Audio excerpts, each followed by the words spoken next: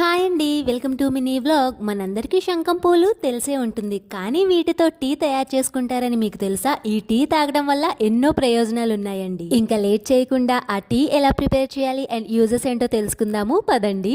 అసలు ఈ శంఖ పూలు ఎంత బాగున్నాయో, కలర్ సూపర్ గా ఉంది. యాక్చువల్ గా మా అక్క ఈ టీని రోజు తాగుతుందండి. తన ఓన్ ఎక్స్పీరియన్స్ ని నాతో షేర్ చేసుకుంది. సో మీ అందరికీ యూజ్ అవుతుందని ఈ వీడియో చేస్తున్నాను అనమాట. మనకి ప్రయోజనం కలిగించింది మనతోనే ఆగిపోకూడదండి, ఇంకో 10 మందికి ఉపయోగపడితే అదో తృప్తి కదా.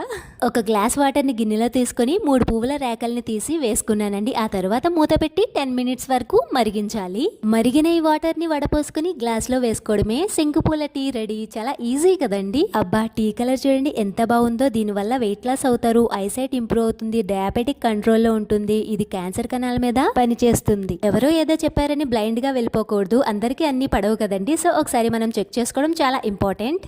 జై హింద్.